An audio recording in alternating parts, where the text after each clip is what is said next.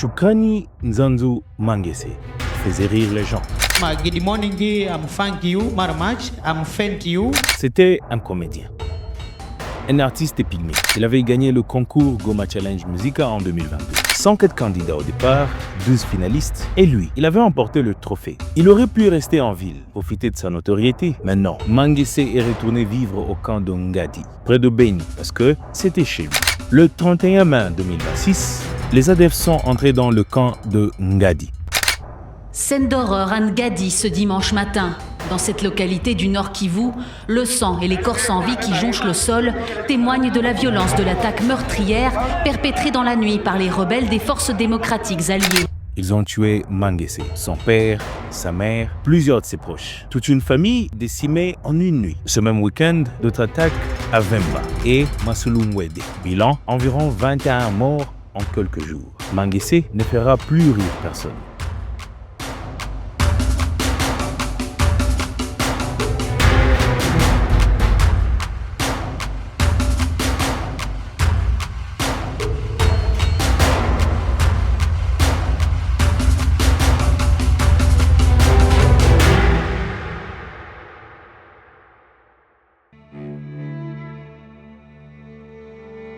Parce que Mangese n'était pas qu'un comédien, il était pygmée. Les Bambouti pygmées sont les premiers habitants de cette région, les chasseurs-cueilleurs qui vivaient ici bien avant tout le monde. Selon la commission d'enquête parlementaire en 2022, aujourd'hui, ils sont marginalisés, discriminés, leurs terres confisquées. En janvier 2021, 46 pygmées ont été tués à Abembi, dans le territoire de Beni. 46 en un seul massacre. Et si on remonte plus loin, pendant l'opération Effacer le tableau en 2002-2003, 60 à 70 000 pygmées bambouti ont été tués, selon encore le rapport de la commission d'enquête parlementaire en 2022. En 2022, une loi de protection des peuples pygmées a été adoptée, mais jamais appliquée. Elle existe sur le papier, rien d'autre. Mais attendez, parce que l'histoire ne s'arrête pas là.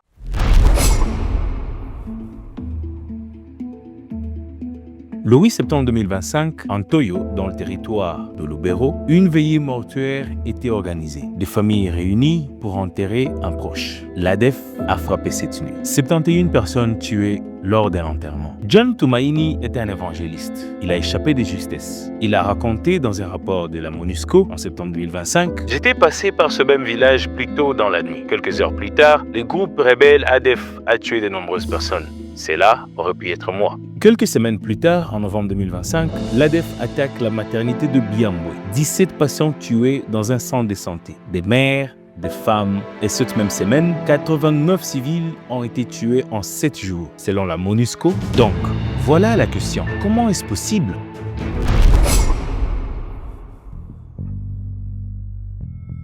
Et tout ça, Toyo, Biambwe, Ngadi, c'est sous quoi ? Sous l'état de siège. Prenant la mesure de la situation et usant des prérogatives constitutionnelles me conférées par les articles 69, 85, 144 et 145 de la Constitution, et après concertation avec le Premier ministre et les présidents des 2 chambres du Parlement national, Conseil supérieur de la défense entendu, j'ai décidé de proclamer l'état de siège sur toute l'étendue des provinces de l'Ituri et du Nord Kivu.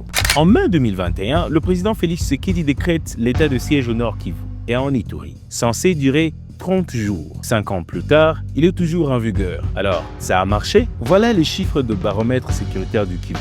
En 2 ans, 5 458 morts contre 2 367 les 2 années précédentes. Une augmentation de 130%. Le journal Le Monde a titré « L'état de siège est un fiasco » en juin 2023. Pour dire, ça n'a pas marché, ça a plutôt empiré.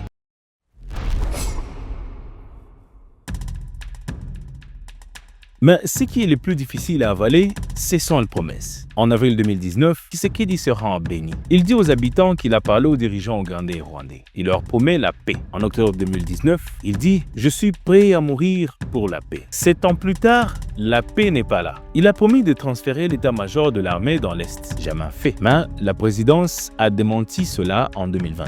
Il a promis de relever les militaires du Nord Kivu. Jamais fait. En novembre 2024, 85e prorogation de l'état de siège. 85e. Vital Kamerhe a dit au président, lors de minutes de conseil de ministres en 2024, les gens ne voient plus l'importance de l'état de siège. Un rapport parlementaire a révélé que 68% des fonds alloués sont restés à Kinshasa. Des militaires vendent des armes à l'ennemi. Le ministre de la Défense a déconnu qu'il y a une planification insuffisante selon le rapport parlementaire en 2022. Alors, que fait le président exactement?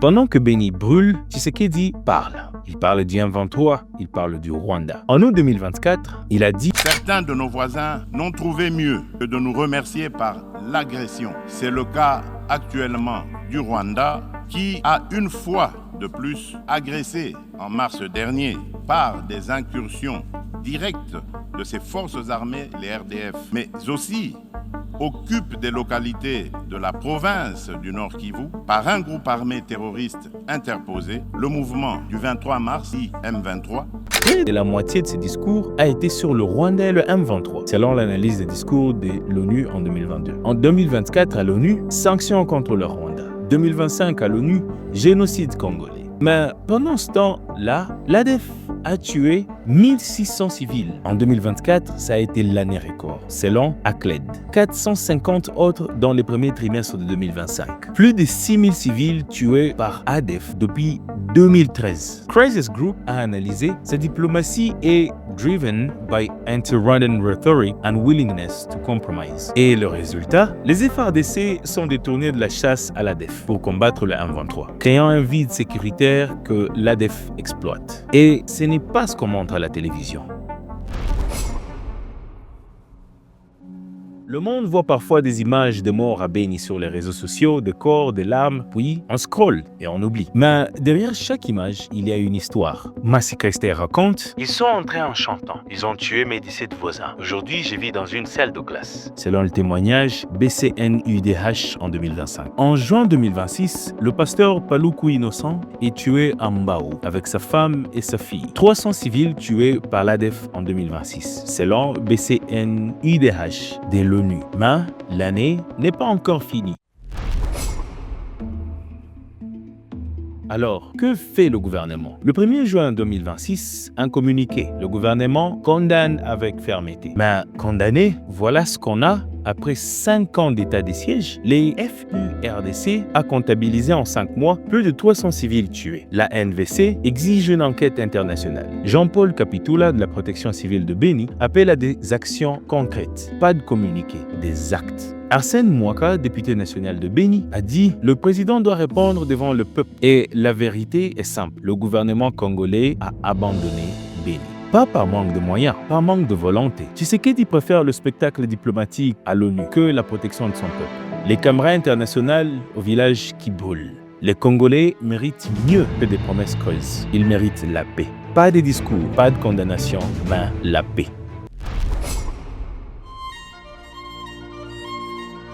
Manguese ne fera plus rire personne. Les 17 patientes d'Mbiabwe ne reverront pas leurs enfants. Les 71 morts d'Ntoyo sont devenus un chiffre dans un rapport. Le pasteur Paluku Innocent, sa femme, sa fille, 3 croix de plus à Mbao. Et Tshisekedi, il prépare probablement son prochain discours contre le Rwanda, pendant que Béni pleure. Pendant que des centaines de milliers de Congolais dorment avec la peur au ventre, dans l'indifférence du monde, 370 films a voulu ne pas oublier. Parce que quelqu'un doit se souvenir. Parce que Manguese et sa famille méritent qu'on se souvienne d'eux et de leur rire. Et parce que Béni mérite de ne pas être oublié.